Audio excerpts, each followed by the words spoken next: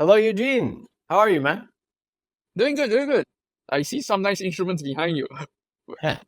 Yes, I can't run away from the musician in me. Even though I will say, like, haven't I haven't put my music, love to productive use yet. So I'm excited to figure out at one point in my life I'm gonna spend more time playing with my toys as much as I would like to. Thank you for taking the time to be here today, man. I really appreciate it. Yeah, So, Eugene, for context, for people who may not know who you are or what you do, what is your job? what's my job? I wear multiple hats, but I think the big one is I help co-lead the RWKV open source group, which is the first AI model under the Linux Foundation, and it has two key things. It's one, uh, it supports over 100 languages, and two, it's an alternative architecture transformer with a much lower inference cost. And we're talking about 100x cheaper inference cost. In overall, our goal, right, is to make the best open source AI accessible to everyone, regardless of language or economical status. Because as the way things are, AI, as great as it is extremely expensive to run, and it's something that's only accessible for the top 50% of the world at best.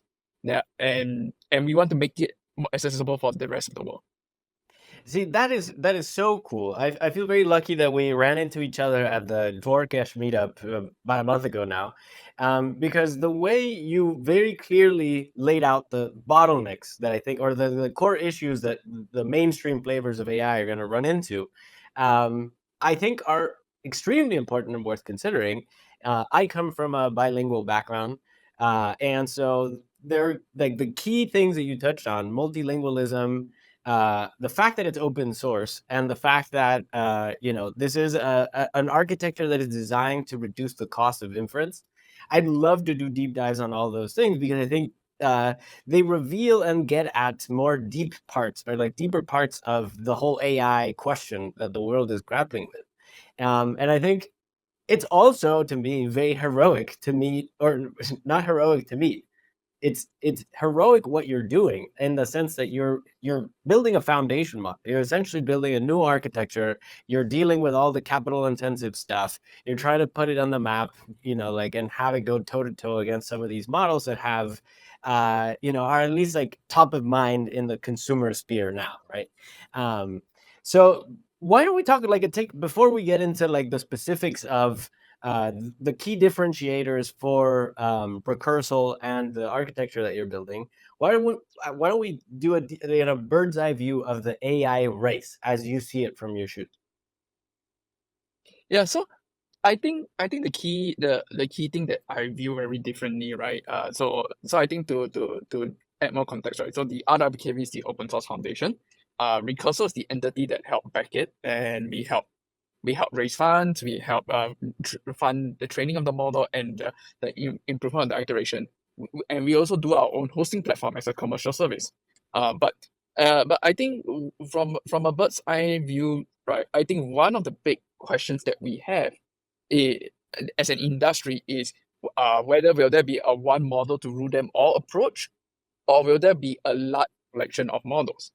And and different people have different opinions because for one common opinion is that AI model is so expensive that it's going to be there's only going to be like at most 4 or 5 models or something along those lines.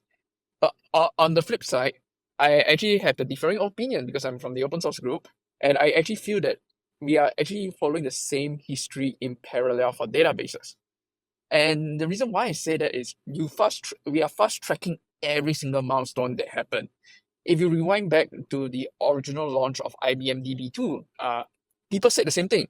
Wow, IBM spent, I mean, adjusted for inflation, billions of dollars on this database system. No one's going to be able to compete with them. And all enterprises are going to use this, and there's only going to be one database system for them to support. And then soon after it came Microsoft SQL, Oracle SQL, then subsequently MySQL, and and it's still like off variants of SQL. And then the next wave after that, and we're talking about 4 years gaps in between here at least. The next wave after that was all the no SQL alternatives. And AI seems to be fast tracking that in like 2 years.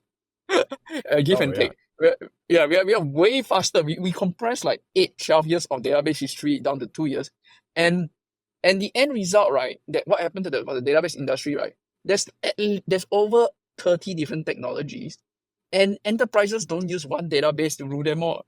They actually Mhm. use all of them for different use case. You may use so take for example, right, the top 100 websites, right, they 90% of their traffic goes to Redis, which is a very efficient key value pair database because it is extremely cheap, extremely fast, extremely efficient, gets the job done 99% of the time.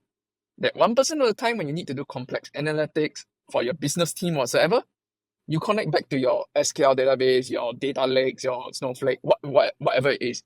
And I foresee that AI will actually follow that same trend. Instead of using one extremely big model that costs millions of dollars to run, you'll be seeing more and more like medium size, smaller size model taking the bulk of the task and offloading to the larger model only when it's needed. I had not made the connection between databases and this, and I think it's fascinating. And if you add crypto to the mix as a flavor of database too, then you get even more diversity in terms of the let's say the dynamics of the fauna in the in that ecosystem. Um, Exactly. but there's something really interesting that I've started to notice there. That is like I think that the gigantic foundation models, which costs exorbitant amounts of energy and capital and just like training and the whole stack is too expensive to compute. I think that there is going to be a pruning, like pruning the giant models to fit particular use cases and then delegate at the edge or wherever it may be, or the point of convenience, the particular solution required, just like you said. Um, and well, and also I think there's an even more interesting component there too. That is the relationship between open source and big tech. And historically, like, and the relationship between Unix and Linux and how that forked the internet and created the internet that we know, or the internet that we loved before the internet that we know currently today. And then, but then also it's really interesting to see, for instance, the incumbent threats that OpenAI posed to big tech like Facebook and Google, and Facebook's approach copying the playbook that Google approached for mobile, right? So like when iOS was starting to take market monopoly, Google decides to open source their or the whole process from the MIT acquiring the software and like getting all the licenses and all the OEM agreements to get Android to be as easy for any cell phone maker to use. And Mark Zuckerberg copying that exact playbook with Llama and the gigantic benefits that has brought to the open source community. Not to list one, but it's interesting to see sort of like this interchange between open source and big tech. I would love to hear, maybe that's the big one we start with, because I think open source is one of those big mysteries in the world that I'm not exactly sure how it still keeps going and how beautiful it is. I mean, it's just a beautiful idea and movement and the free software stuff that comes with it. So why don't we start with the open source nature of your approach to building these large language models, which are very infamous for being so expensive to train and run. Yeah, but so the thing is like you're talking about the open source playbook, especially how the corporate cycle keeps you're using it as a counterplay. And that history dates all the way back into Microsoft and versus IBM back and forth. We're talking about the very origins of computer.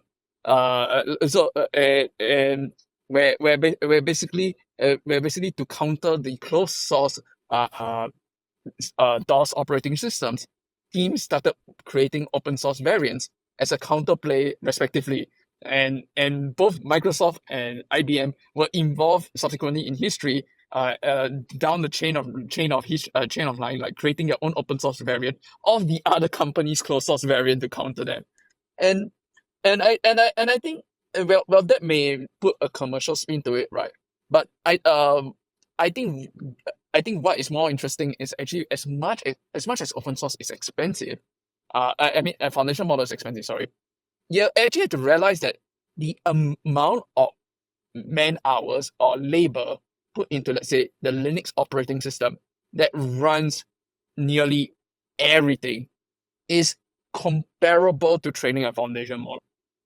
It's just Yeah. something that is not as obvious because it's piecemeal here and there instead of like all aggregated into a single spot, into a single train.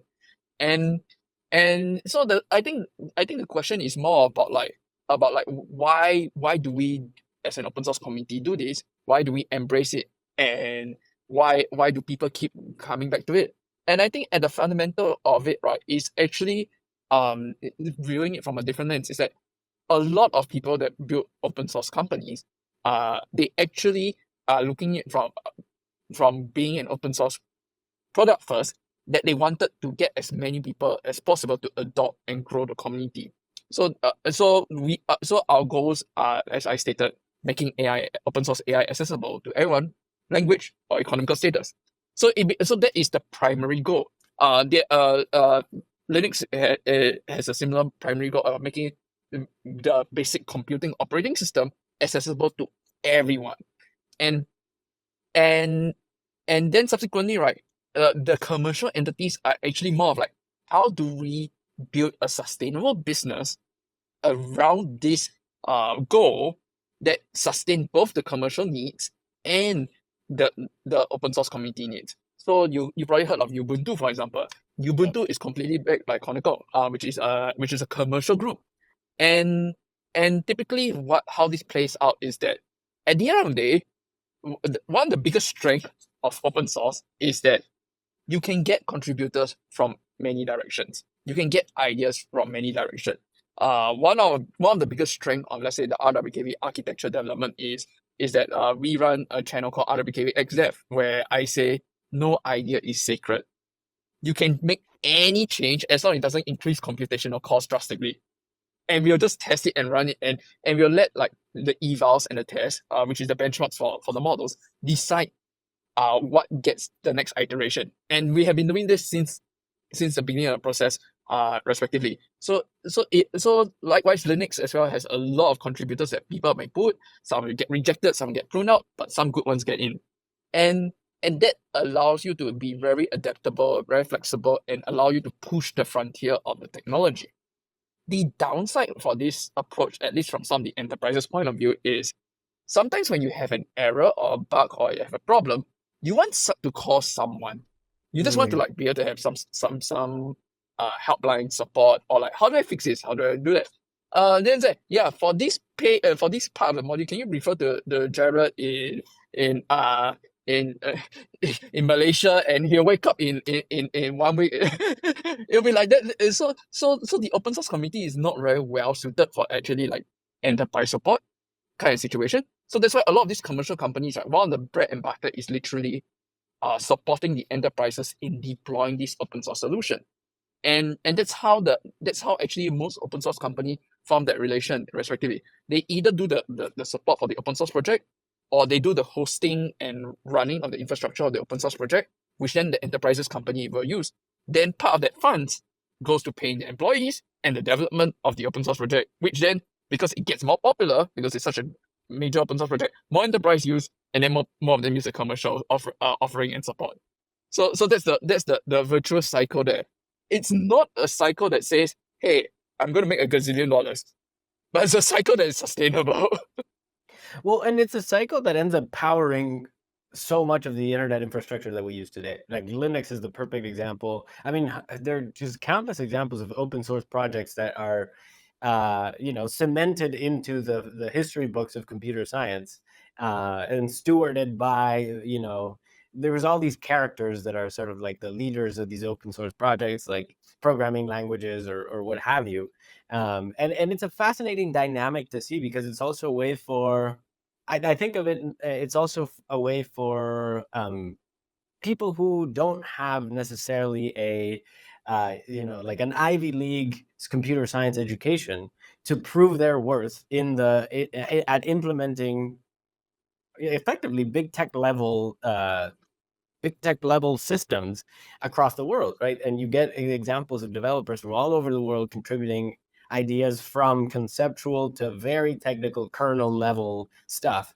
And it's really cool to see. I was going to ask for RWKV, what's the distribution of those contributions that you have? Are they more, because there's another interesting layer too, that is the AI foundation model training problem requires understanding of everything from the hardware to the GPU libraries to the interfaces with the GPU libraries to, architecture. And I mean, not even like cognitive architecture. I just mean like program architecture wise, and then cognitive architecture, like the stuff that you get research papers about.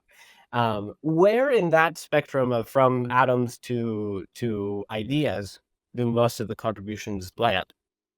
So I think this is a part where I'm very fortunate to not be alone. To be clear, I'm not the only leader in this project. I co-lead this with Blink DL, Harrison, and a few other folks. And we are actually being supported directly by Illuta AI, which is a very prominent open source group.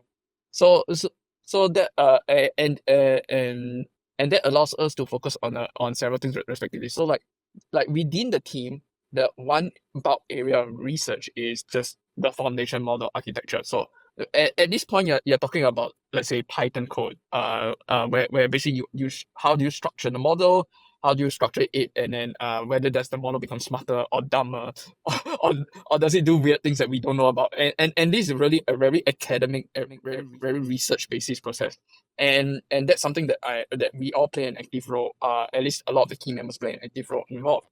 And this may not necessarily be the most efficient to train or the most efficient to run, but it sets the baseline as that, hey, maybe the next version of this architecture will be based on this structure. So if you want to think of it, and I think this is one of the somewhat of a beauty regarding AI model, is like once you form that structure that of the architecture, so version 6, version 7, and you codify it basically in math or Python code, whichever you prefer, then the next stage, right, is that other members can come in, right, to optimize that architecture specifically.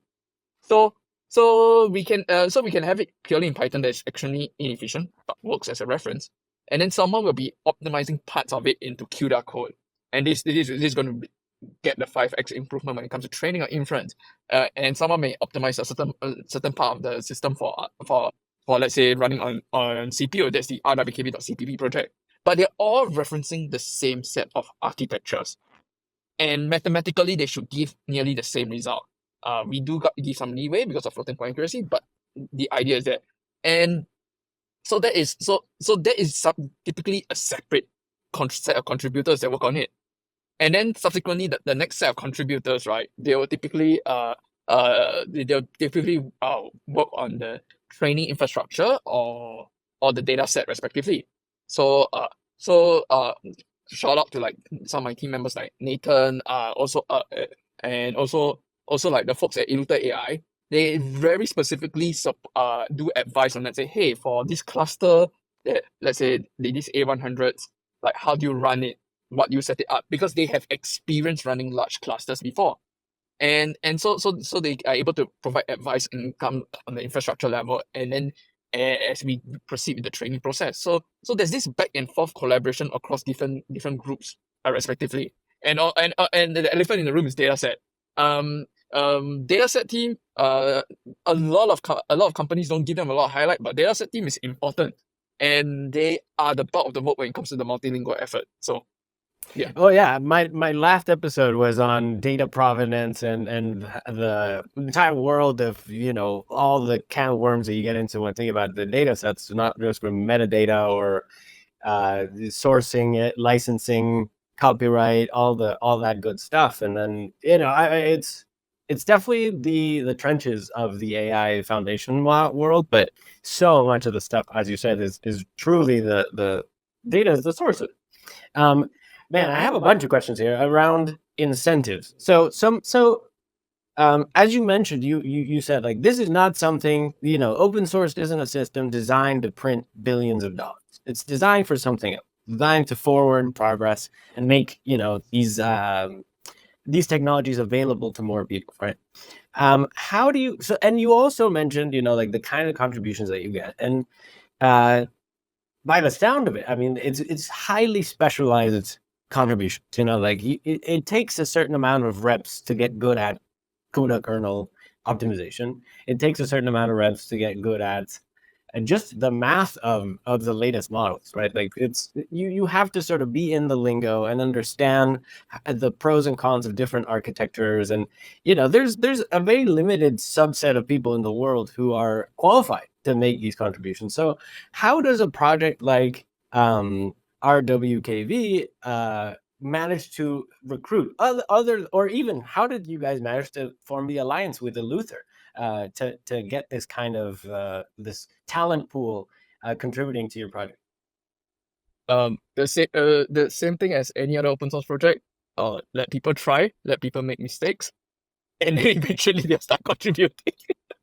See, that's dude, it's crazy to me that, like, but I think it's one of those awesome things about the world that you have people with this skill set that are smart and thoughtful enough to game out the long-term thing and realize that this is something that is net good for the world. I think that's just like incredibly exciting, and I mean, if you had to, this is just like you're in the space, you deal with this stuff.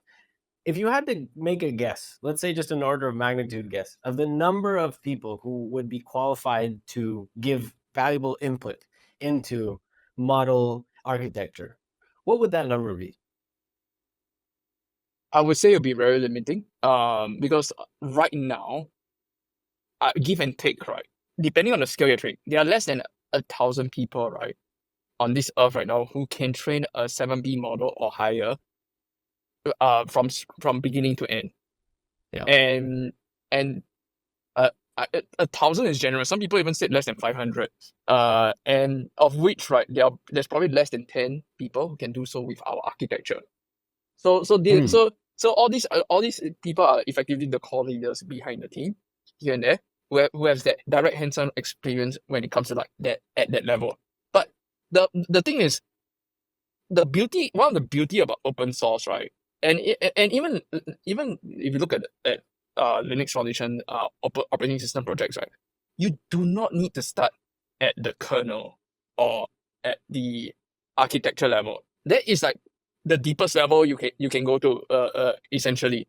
But put it this way, our 7B model is currently one of the best multilingual model out there, that supports over 100 languages, and that is not an architecture achievement.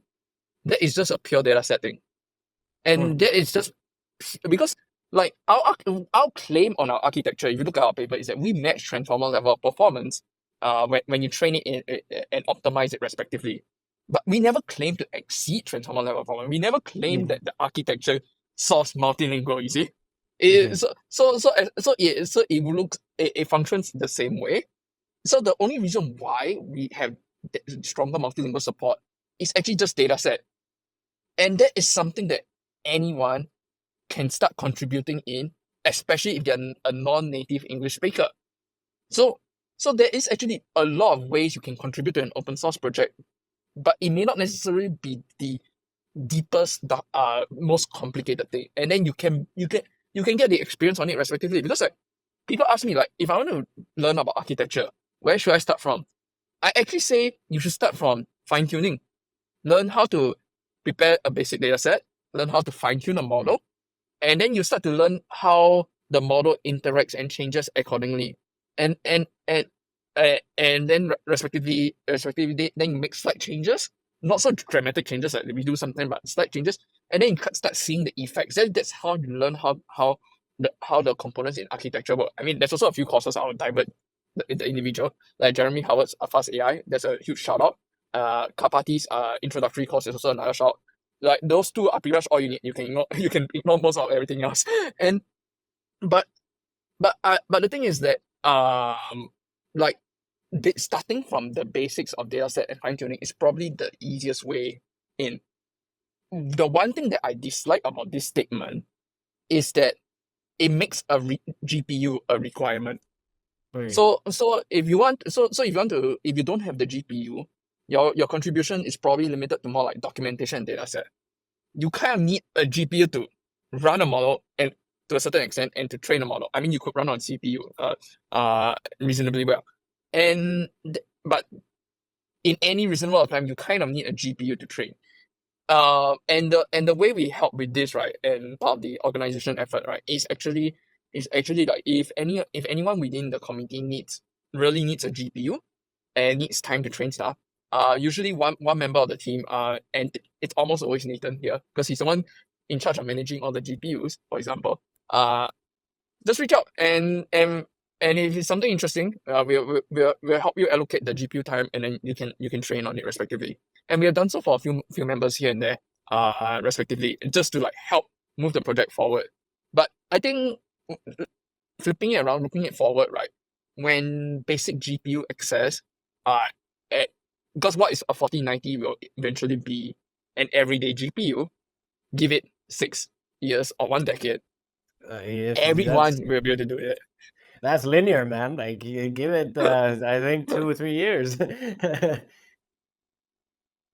No, I think that's awesome. I think that there's a very exponential ramp between the basic concepts around how these models work and the details of how these things actually fit together. And like, the pool of people that would be capable of having an understanding of full stack, I agree, is extremely limited.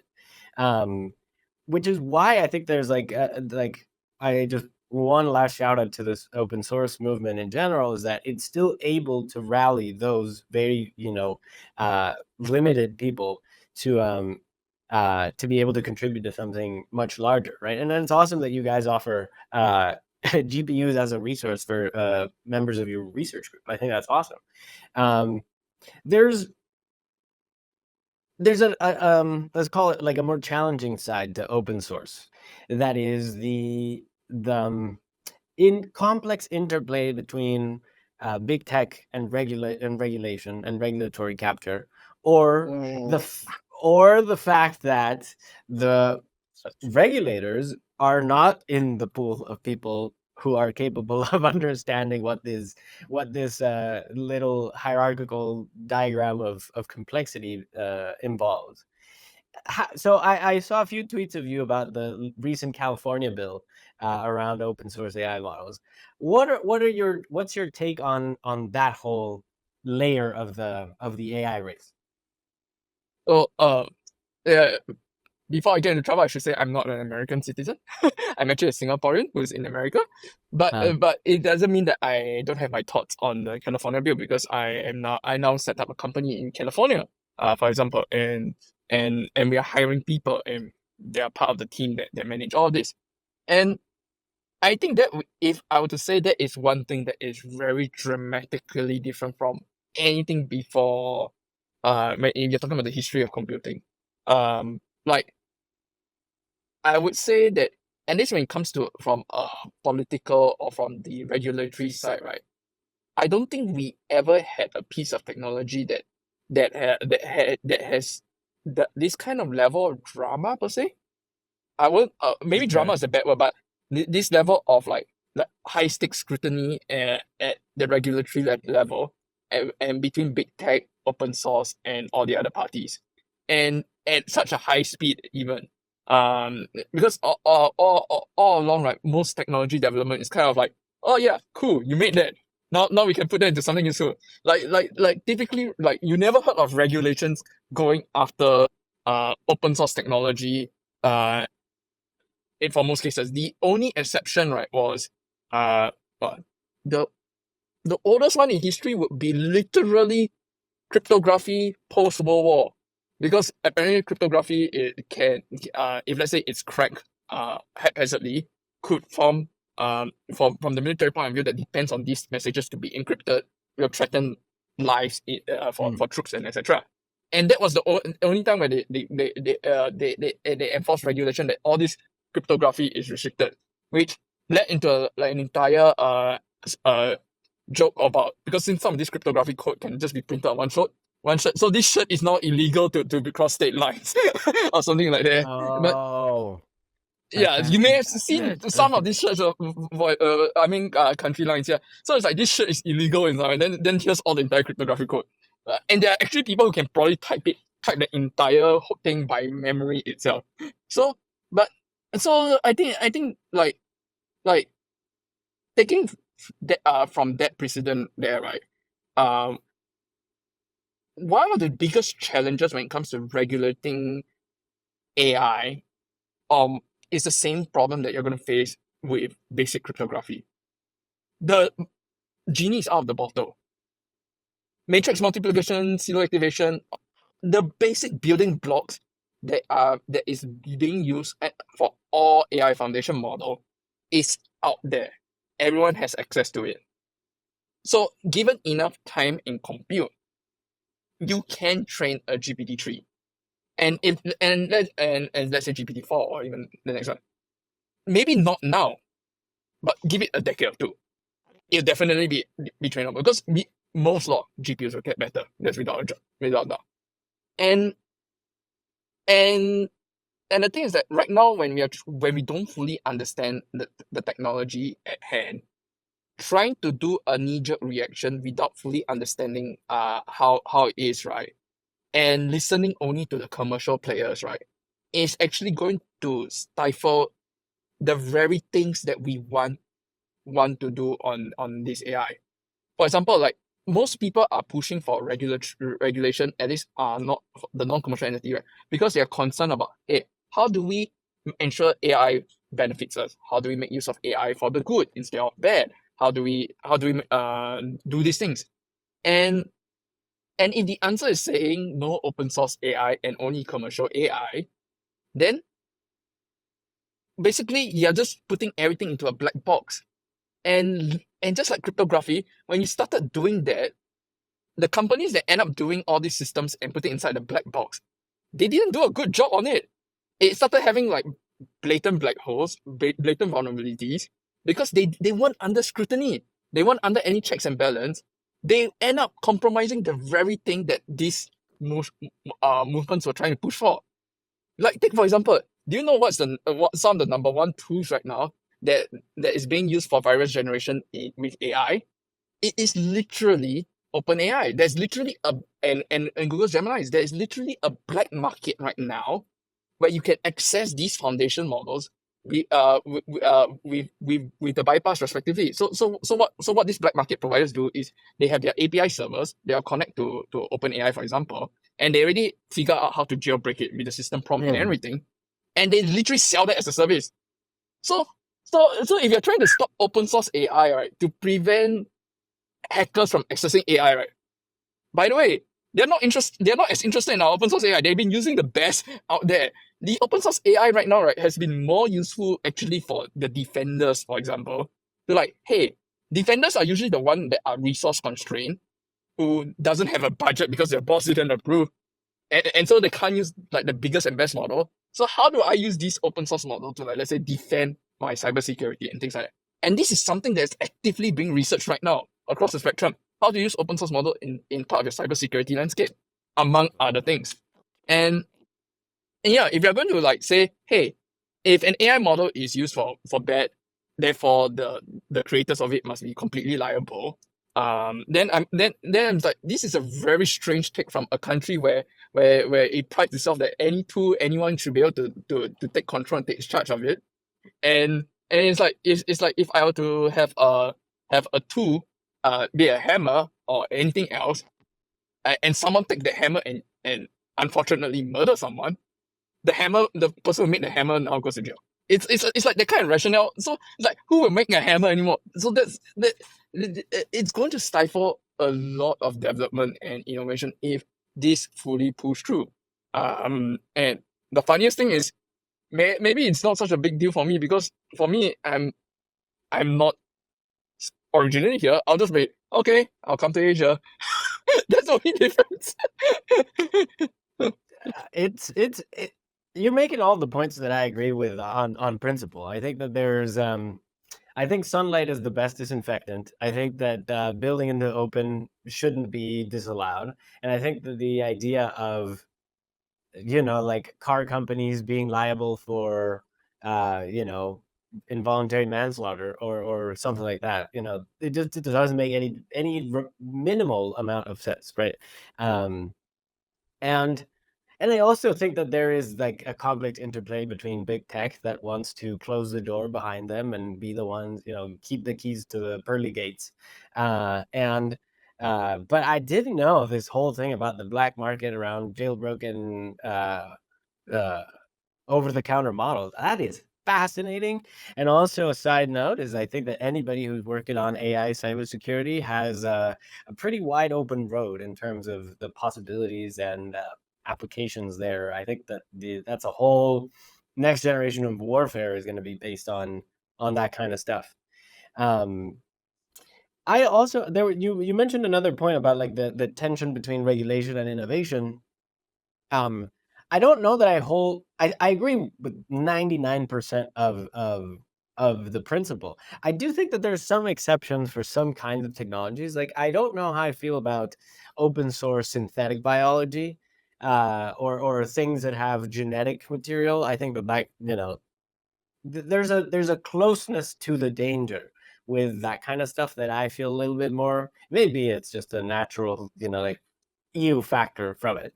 Um, but I think that like with open source AI, I am a firm believer of the convergence of something like a universal good, and I think a lot of the regulation attempts are because they are because the powers that be it the geopolitical order, the capitalist system, whatever it may be, has a not a focus on the universal good, but on the personal good. And so, like, a world order dominated by a hegemonic power, um, that is about to have the bearings of that landscape completely upended, will probably try and like keep their model, as in like their model of how things work, limited to what this world is before things get really different, right? Um, but I mean, I think open source is the way. I think like there's something that taps into the deeper philosophical thing about copyright in general, which is like I don't know the limits of limiting information flow, and I think that limiting information flow um, oftentimes is way worse than the alternative, which is encouraging it.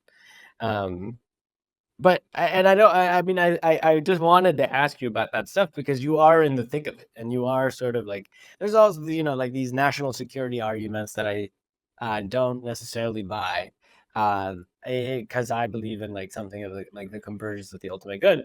Um, do you want to give a few cents on like the national security side of things, or should we move on? No, I can chime in a bit there. So, Yeah. uh, so for me, right, when it comes to to be clear, I'm not a proponent of zero regulation either. Uh, but I actually do want to push for more good faith dialogue in both directions, actually. For example, like I do have hot takes. I'm not a supporter, a blind supporter of, let's say, image generation, AI entirely. Mostly because my stance on copyright law is that if people said you cannot download the image to be trained, you cannot download image to be trained. I'm very clear about that. It's like no means no. I don't want weird fair use plays arguments and all that. I do I and that's my personal point of view. Um Thankfully, because the area that we work on, text model, doesn't cover that, and we only try to crawl from public domain sources, and we've been particularly careful about that. For most parts, it aligns with my own personal values there. And and when it comes to national security, right? So the reason why I frame that is that there actually do needs a deep discussion about copyright, about what should we or should we not do with AI. Take for example, as a researcher, if you talk about just a mere 2, 3 years or 4 years ago, creating an AI model to deepfake someone was something we knew was possible. but it was absolute taboo because we knew that it will wreak havoc in terms of deep faking voice and deep faking people. Will accelerate scams to a new level altogether. There was that implicit understanding among all research teams. So even if people were to research it, right, they'll just show that it's slightly possible, and then it's like we stop here. Moving on, this is what we changed on the architecture. So they don't even go in depth onto like the output. And that was the norm, for example, look at today, that norm has completely flew out of the window.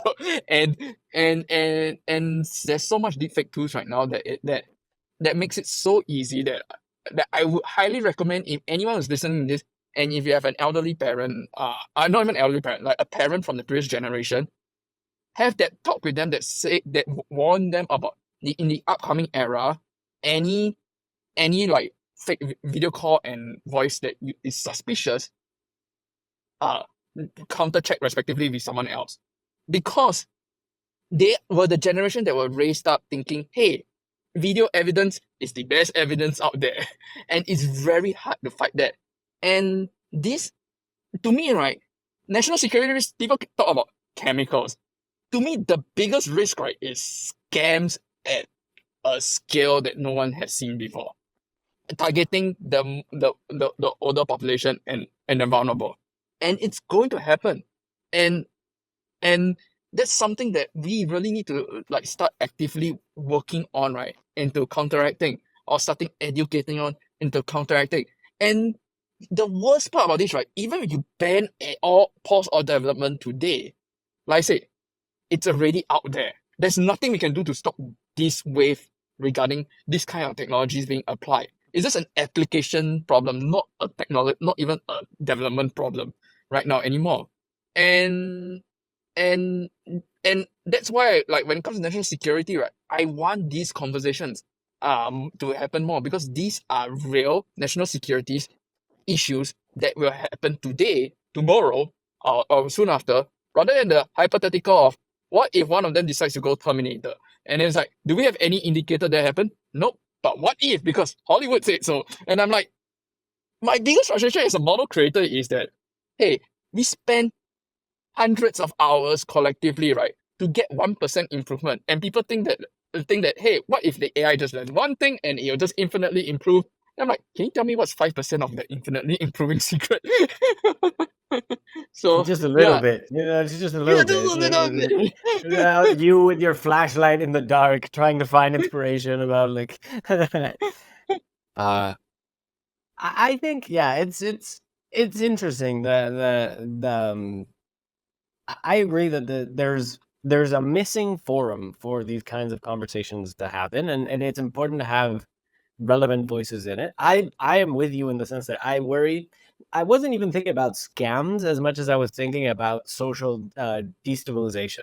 Like that fact that we live in like algorithmic bubbles, and that like if you can figure out a way to warp someone's perception of reality in a given way, and like for maximal social chaos, just like the Joker style type of thing, you could actually lead to a lot of freaking detriment.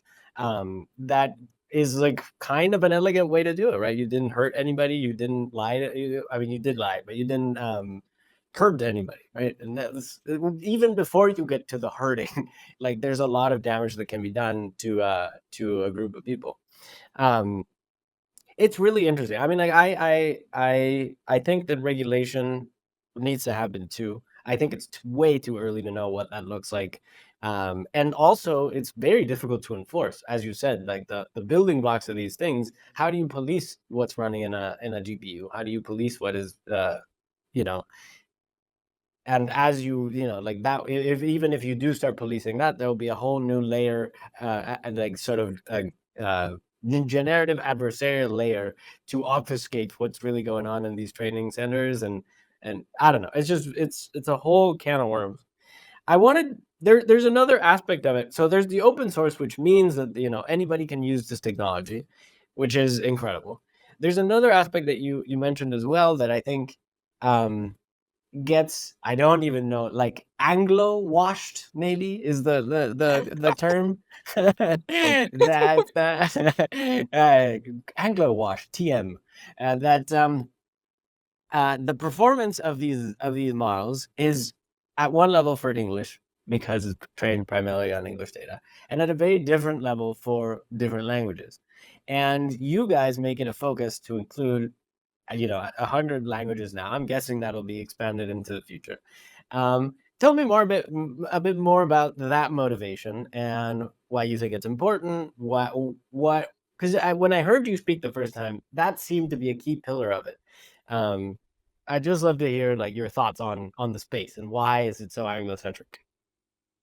So I mean, there are multiple factors, but I think the one of the biggest factor out there is that there is proof, and we can confirm this as well in our own models as well, that and training process, that if you train a model on, let's say you want to train on 1 trillion token, you got a fixed budget, and if you train it on multilingual, you will get worse English performance. And that was covered in multiple papers, that was enshrined in essentially inside the Falcon paper with Falcon model, and then subsequently like multiple teams have repeatedly reported that, even us to a certain extent. And if you look at the AI landscape right now, right, everyone is extremely hyper competitive in English evals, and because of that, right, there are teams that consciously drop most of the languages other than, let's say, 1 or 2 language they want to support, or 3 in some cases, or there are to limit the impact of going multilingual, or there are multiple teams that go pure English language, and that is to allow them to maximize their score. But from my point, that is one of the main drivers of motivation. But from our view, that 5% point penalty, it's worth it if you can unlock the next 75% of the world, because only 13% of the world speaks English natively. Essentially, everyone else out there speak multiple other languages. And the reason why our group ended up in that direction, right, is that if you look at a lot of our major contributors, right, we are not from the United States, or Europe for the matter. Actually, we all came from multiple backgrounds, and because of that, right, one of the key drivers of our growth early on, right, while everyone was so focused on English, was actually various members of the community coming on board to our Discord. It's like, hey, I got this Indonesia data set, I got this Thai data set, I got this whatever it is. Will you be able to support it? And the funny thing is, because we were a new architecture, and we started out as a new architecture, we weren't the best in performance because we were still iterating there. So we were like, sure, come on Why board. not? Why not? I mean, because our goal wasn't to be the best model. Our goal was to make it highly efficient in terms of compute efficiency, and to get good enough result. That was the original line that we had. So we just kept onboarding one language after another. But I think what became the biggest surprise was that when the time we hit version 4, and now we're in version 5, and we're soon to release version 6, was that when we hit that, what surprised us was when Illuter AI helped write the paper, because we weren't like PhD researchers. We actually, our average paper H index is like less than 1. So someone else needed to write our paper for us, or help us, and they came on board and said, hey, y'all did great stuff. Why don't we work with you to write a paper with the committee? And that's what ended up happening. So that was the RWKV4 paper that came out. And what surprised everyone, including us, was that, hey, you have already caught up with GPT-2, you already nearly caught up with Transformer. And we were like, wait, what? You mean our English evals, as we kept iterating, and because we didn't look at the score, and then we just kept improving the model, and then we keep improving all the other language, and it's like, we have caught up. And it's like, we are preparing version 5 and version 6, it's going to be better respectively. Then it's like, yep, Then I was like, damn. That's fun. Yeah. So that's when we started like scaling up the model more and putting the model under the next foundation and starting growing the community more. So it became less of a, hey, this is a fun project, to, hey, this is genuinely a model that people in all these languages can use. It's that is crazy. I mean, there's a couple notes there that I think is also worth mentioning. There's um not only is it a difficult space that you're in because of the limited talent pool, but then there's all of these like conventions and brand names and sort of like around how to successfully publish a scientific paper in this space that uses the right lingo, that uses the right citations, that uses the right author names in the right order. And it seems to me that that is like the secret sauce of what PhDs actually teach you, is like the gaming of that system, as opposed to the actual tinkering, which uh which I think a lot of scientists are naturally inclined to do that too. But the PhD will like force you to learn that stuff. And so I think it's awesome that you had the support from Luther to help you guys get the paper out there. Um, and yeah, I don't like then tackling the whole benchmarking thing for multiple languages, I think is super interesting, because also there's probably, and I'm just curious to know what the landscape looks like, but the benchmarks in English are sort of arriving at a gold standard roughly. Like there's a few benchmarks that are sort of like the ones you want to hit. Um, what does that space look like for other languages? Horrible. There's only benchmarks for 24 languages, and yet and each language only has like one or two, and some of it is machine translated benchmarks from other languages, from English That's what I language. was gonna guess. Yeah. Yeah, some of it had humans vetting through it and modifying it. Yeah, it's horrible, for lack of better words.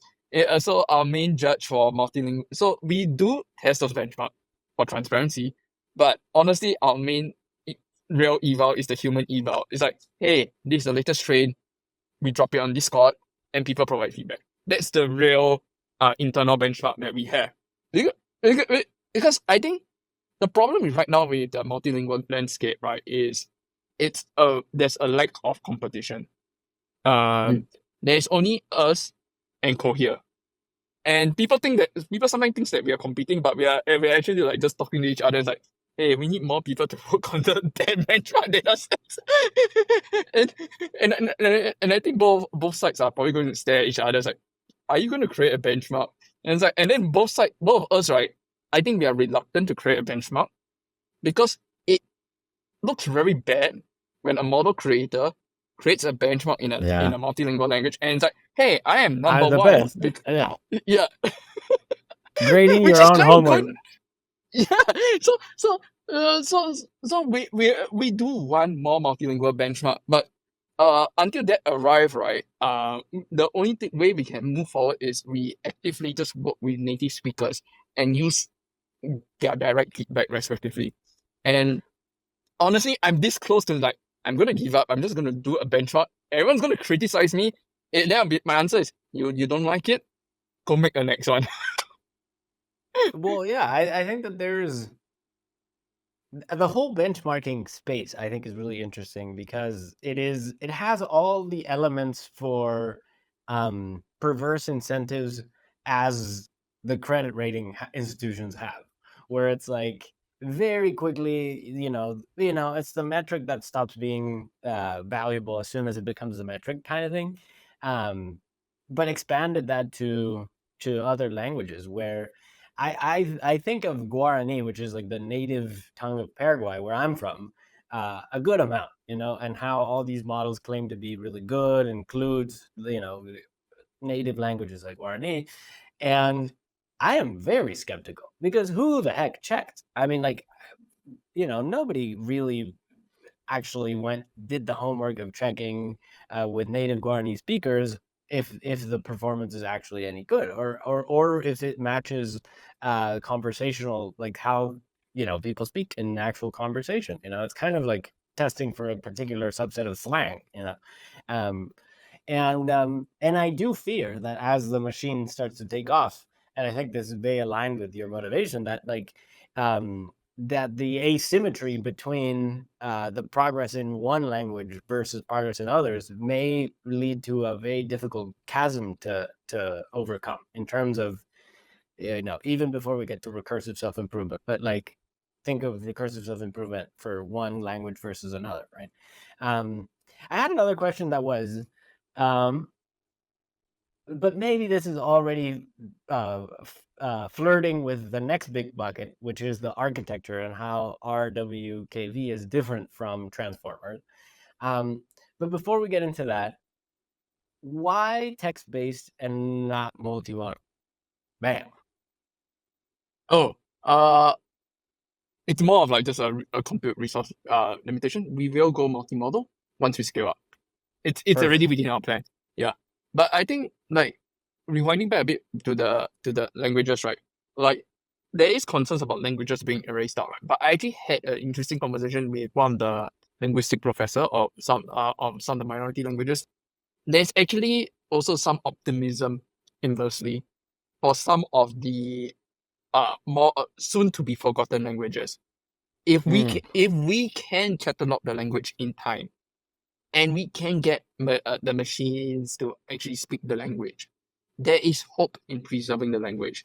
The reason why they say it that way, right? The main reason why a language get erased, right, is because like all these communities, they originally speak this minority language, and then subsequently they get integrated into the wider world, and then the wider world, be whichever nation they are, be it English, Chinese, or whatever national language, will start playing more dominant role.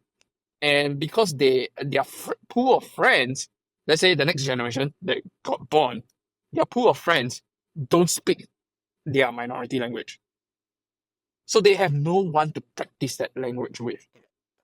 And that is how a language gets erased and died out. Because no one gets to practice it, no one gets to learn it, and then they have to embrace the more mainstream languages. Mainstream, once again, can change depending where you are. But if you have a strong model that can learn all these languages, and we don't need MLU score, for example, but just needs to be able to converse with it, there's hope actually that this can be a way to help ensure some of these languages survive. And because it helps get past that barrier of I don't have anyone to talk to. And when I heard that, I was like, wow, I never thought of it that way. but this coming from someone who's clearly thinking about this problem, and that was something that actually also motivated me in part, also like learning these things. And the other thing about benchmarks being a weird thing, so one of the platform that Recursor did, right, and launched, right, is Featherless.ai, which is currently the platform that runs the most amount of open source model. We run over 1,500 open source foundation models, all downloaded from Hugging Face, all instantly accessible in one subscription. And what is really interesting is that the number one model is fine-tuned by a committee member, is Alpin Dale, for those who are familiar with the fine-tuning community. He's very prominent. And he fine-tuned a model called Magnum 72B, which is based on the Quen 72B model. How many people have heard the Quen 72B? Not many, but it's an open source model that was developed in China, essentially. But it's now the number one model on our platform. And the reason for that, right, is not benchmarks. It's the complete opposite of benchmark. Well, in his description, what he says is, I fine-tuned this model for it to be fun, to talk with, to chat with as a friend. I don't care about the MMLU score. See, now you're getting into like one thing that I think is going to be very interesting in how we merge with these technologies, and I think that that you're right, that very quickly these models will start optimizing for things like personality and agreeableness, and like there will be these traits. I think you already see a little bit of this in the OpenAI, the GPT 4.0 versus 3.5 Sonnet, where there are subtle qualitative differences between how these models react that you like one more than the other, and especially if like you can emulate very personalized cultural things. I mean, I think that that's going to be a gigantic thing. You see that similar idea to what Grok is doing, right? Like Grok is supposed to be fun and supposed to be funny. I think there's going to be a whole new like research area, like what used to be human computer interaction is going to be a lot around like conversational and dialectic interaction, which I think is going to be really cool because it's going to bring in a lot of innovation from people who otherwise wouldn't have been able to participate in the space. No, it's so interesting, man. I mean, I think, and the reason I asked about multimodal is because I think multimodal might actually be a way to increase transfer learning between language domains. Where if you are able to encode the embeddings of one language with an image and another language with the same image, all of a sudden you're primed to have proximity in the semantic space to raw, let's call it, perceptual data like an image or a sound or something like that.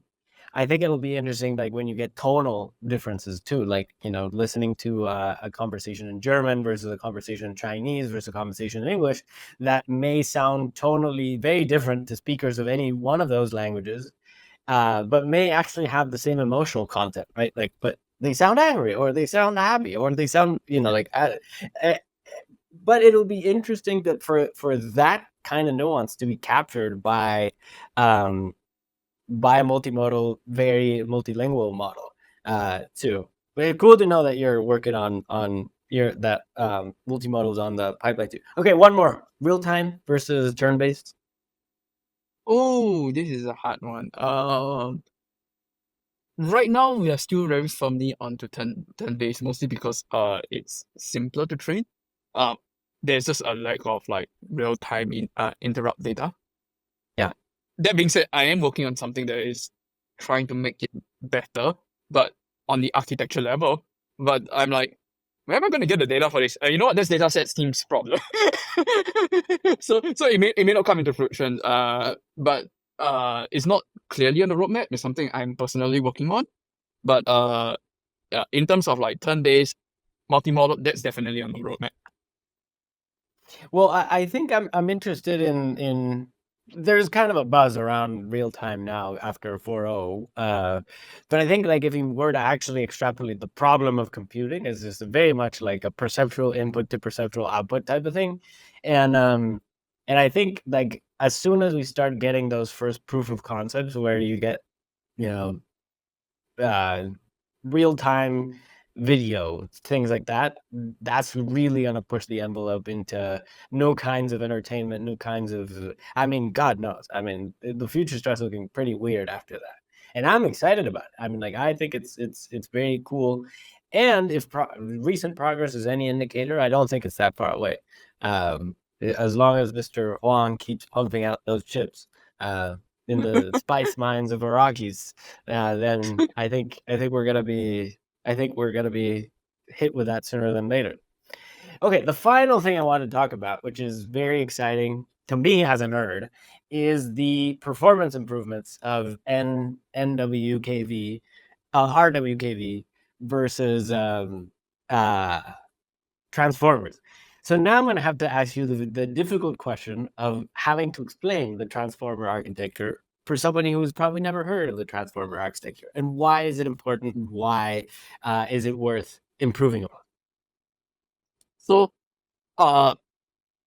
essentially, what happened? What the transformer architecture did? No, sorry. Let me go back. RWKV essentially takes the best of breed approach of two of the previous architecture. So we're talking about transformer and RNNs. So RNNs, recurrent neural networks, historically has been extremely efficient at inference. Kapati, one of the major giants in AI, even has a dedicated article about the unreasonable effectiveness of RNN inference. The problem was because of a structural of the way it was designed on one of its components, is that it was extremely slow to train and could not be scaled. And because of that, right, it doesn't matter whether you have H100s. You couldn't train a billion parameter recurrent model, and it wasn't scalable in training. Then subsequently came transformers. So transformers it was the first architecture to scale to billions of parameters and trillions of tokens. And what it showed that if you scale things up with data and the model gain emergent abilities, hence artificial intelligence as we know it today. And one of the things that transformer does that is extremely computationally intensive is that the way it works is that as you talk to it, every token, so for simplicity, every word that you give it across a sentence, and as your chat history goes longer and longer in context length, copies of that will be encoded and decompressed, and it will be converted in various forms and replicated across all the layers. So in other words, the longer you speak with it, the more space it needs to store that conversation in its head. And we're not talking about a linear scaling, we're talking about a quadratic scaling here. And that's where it just keeps getting more and more expensive to run. You may have observed this with ChatGPT yourself. As you talk with it with longer and longer conversations, it tends to get slower and slower and slower. And that is just fundamentally because of the computational cost.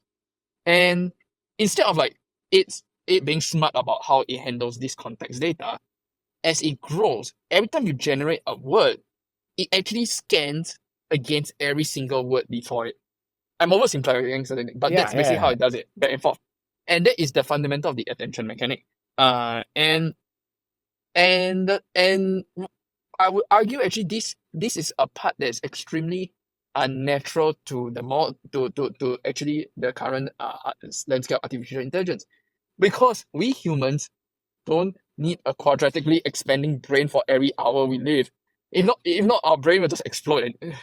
And what we humans do instead is that as all the information comes into our head, we compress that information into part of our brain and encode it respectively. And that's where our architecture like RWKV or all the subquadratic architecture try to take that approach. Using the same building block that transformers did, matrix multiplication, silo activation, we encode all that information instead of expanding it out and creating copies of it. We encode it into a fixed memory, and then we store it into it, and then we keep updating it, and that is the state. And then we will generate the token using the state. So that is that one big shift where the state is a lot more limited in size and managed accordingly, that it's able to keep the compute budget within reasonable bounds. Now the question is like, will this work for the AI model? And some people may think, oh, a state might be small in size, but mind you, our states are like 50 megabytes in size. You can store millions of text in there. If anything, right now, in my opinion, our 50 megabyte state, the fact that we only get models to perform up to 18K, 16K, or 32K means we are underusing the state. There is so much more room in there. But at least for the RWKV architecture. But I find it more ridiculous that the transformer architectures will be like gigabytes or terabytes of state, especially for like just million context length. And that's the fundamental shift that allows that computational difference. So thank you for that masterclass. I think you did a great job of explaining it in a way that is easy to understand. The way I've come to understand like transformers is like it essentially computes the relationship of every word with every other word in the prompt. And so by the time you add a new word, so let's say you start with one word, you just need to match it to itself. That's easy. So the second word, you just need to match it to one word. Now you need to match it to 2. Now you need to match it to 3. Now you need to match it. But you're also recomputing. You're not just assessing the value. You're not just computing the new word. You're reassessing the computation that you did before for the previous 3 words, right? So essentially you're doing matching for each word. For each of the 4 words, you're comparing them against 3. If you add a 5th word, then for each of the 5 words, you're comparing them against the 4, and you're trying to see how words point toward each other. I think of like the I forget which grade you even did this in grade school, but it's like when you're trying to break up a sentence into like the noun phrase and the subject and the verb phrase, and like you're piecing together the structure, like the syntactic, the structure of a sentence. It's kind of like the relationship between the fat cat. What is the relationship between the and fat and cat? And I'm kind of regretting the choice of words, but you know what I'm saying. And and I think like we tend to intuitively be able to compress this data really effectively into sort of like expected syntactic patterns and expected semantic patterns. Um, and we're certainly not recomputing each new piece of data. We're not recomputing your entire corpus of data for every new piece of data that comes in, first of all. And I've been really interested in architectures like Mamba, and recently, since I met you, I've been digging into your architecture too, and it's really interesting to see how some of the different approaches into how to solve these problems, right? I think recurrent neural networks are super interesting in the sense that, well, I just think that there's a fundamental beauty to recursion in the first place. And I think that like something that is able to re-leverage circuitry uh, efficiently, I think is just naturally beautiful and cool. And I think that, but the way that just for people to understand, like I think that it's like the amount of money that is being deployed to train these systems that are built on the transformer architecture, which has essentially proven itself out, right? I think like in conversational and somewhat, production cases as well, um, is in the is approaching the trillions. Like people have discussed the idea of $1 trillion clusters, and people have kind of said it's insane, but not really. And you have the valuation of Nvidia, things like that. So think about like in terms of investment, but also think about it in terms of energetic expenditure and how much power it takes to run these models that are sort of like, as more information grows, they're getting more expensive and slower to run. The thing that like blows my mind is that an innovation like yours and your teams manages like something between 1 and 2 orders of magnitude in performance, in performance increase. So this means that something that would cost $1 trillion to train and run and deploy and all that stuff would cost, if I am not mistaken, hundreds of millions, which is still pretty expensive, but it's nowhere near $1 trillion, which is a silly number that doesn't make sense that anybody should be imagining $1 trillion. So as you're building out these models and you're seeing that you get comparable performance to transformers, maybe it's not at the very tippy top, but it's like inching closer with every iteration, and you also have a performance gigantic performance improvement, especially as you get into these longer context windows. What are your takes on how do you use that to your advantage? Like how do you I know that there's like one aspect of it that is the environmental thing that you can very easily like lean on. What are maybe we could go into that one, or what are some others that you're interested in as a essentially the freeing up of resources that happens because of this technology? So there's a few ways to view it. I think let's start with the easy one, which is the environmental one. There are multiple states where data center for AI is now outconsumes the humans by several orders of magnitude, and it's poised to like grow even further. Like, well, the numbers are all over the place because some of these are closely guarded secrets for the lack of better word. Like every estimate literally puts it as countries worth of energy being used by AI right now. It's just which country and the size of countries we will probably debate, and probably the only one who knows the answer is Amazon and Google and Microsoft. So, but it's crazy the amount of energy that is being involved, and the thing is, what was most baffling for me is that it doesn't necessarily need to be this way. So that's why it's more important than ever that we research into these alternatives. And I've been on record saying that one thing I find very perplexing about the current blind focus on pure decoder only transformer, because it was the first one to break the puzzle, essentially, is that there seems to be a cult-like following to like avoiding any iteration on it, or uh or variant of it to a certain extent. And I find that rather blind, because like we reinvented the light bulb 15 times when we created a steam engine. So to me, like, this might be the steam engine. Yeah, it literally created an entire industrial revolution, but we reinvented the steam engine respectively. Most of the steam engines from the original era is no longer around, and and and yet there seems to be an emphasis more towards like scaling rather than trying to figure out how to reinvent this steam engine. And that is just extremely inefficient. But it's I think one of the biggest driver for it was the fact that it will work.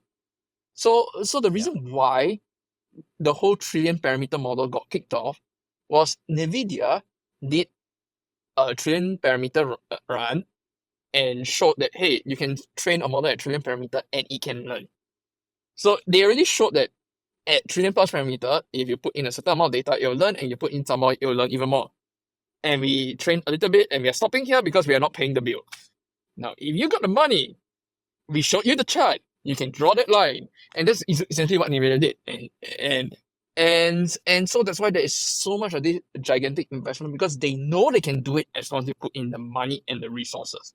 What is scary about alternatives is that there needs to be that research, there needs to be that iteration, and I feel that is actually essential, because I feel like we are going to be foolish to believe that this is the final architecture. I'll be a fool if RWKV is even the final architecture. I am very sure it's not. All this research is what is needed to actually keep iterating. And like I said, light bulbs got reinvented. And I think recently I just read something about a new variation of a light bulb that just got invented like half a year ago. Like, these things are still being reinvented. So like, so let's embrace it. And that's why I was actually super excited about Apple's AI model, because it was the first break in this decoder only mindset. So for those who don't know, the Apple Intelligence, the model that they trained was an encoder decoder model, which is a variant of a transformer. So it's not a dramatic change like to RWKV state space. It's somewhat semi more established, but it was known to be extremely hard to train. But they chose that because they were trying to make the best model on Earth that they can that can run on the phone. And so they're willing to try 1,000 different models and do the permutation and trial and errors, and then to get that model to run. And that's why they chose the encoder decoder model, because they can maximize the performance. Well, transformers, to its benefit, was that it's something that is very easy to, even if you mess up the settings, it will still learn. And to me, that was the first major shift that we saw from one of the big tech of embracing variants of the architecture. And it actually, and that actually was something I was rather happy about, because it started that conversation about, hey, maybe like pure decoder is extremely energy inefficient and it's not great for running on mobile. Maybe we should start exploring other architectures. And it's like, yes, I wonder who's been researching on that. So it's been interesting having some of this conversation with some of the tech labs respectively, seeing that Apple have broke that iceberg essentially. It's super interesting, and I think that there's a I think it goes back to your idea at the very beginning, where it's like, I think it's very hard for me to imagine a world where one architecture wins, and one architecture takes all. I mean, maybe, but we're in the realm of sci-fi. I mean, like, we're getting into sort of almost like metaphysical belief and stuff at that point. But there's also another interesting thing around architectures that is a little harder to describe, but it's related to what I mentioned about personality and stuff, where there are some cognitive ability, and I want to conversational cognitive abilities that humans have expectations about for other humans. So if I talk to you and I say, don't think about the pink elephant, and like I know that you're thinking about the pink elephant. Like there's there's a similar nature or domain of interactions that apply to the LLM space. Like if I ask ChatGPT to do one thing, I expect it to behave in certain ways. And I know that there's a difference between like how a human would behave and how the LLM would behave. Even if I ascribe to the LLM whatever marketing terms that firm asked of me. You know, like it's your smart assistant, it's your friendly companion, it's your it's this know-it-all God that is here from a different interdimensional universe trying to guide you to a better self, whatever it may be. But I wanted to know if you had insight into one in particular comes to mind. That is the ability for LLMs to tell jokes. And the reason I'm interested in humor is because I think it's like an encapsulation of a bigger thing that is like the fact that you are thinking about something, you're thinking about the punchline before revealing it, even to yourself. And so in the attention model, where you're working one token, outputting one token at a time, it's almost like you need the teleology of the end of you need to know how the thing ends before you embark on it, right? And I know that like LLMs, at least the transformer architecture can't do that. How do different architectures deal with that kind of stuff? And is it something that you are interested in, or how do you reason around those kind of tasks? I do reason around it as well. And though I do think that chain of thought does kind of like help mitigate most of it, but but like you say, jokes are actually a harder problem than some people realize.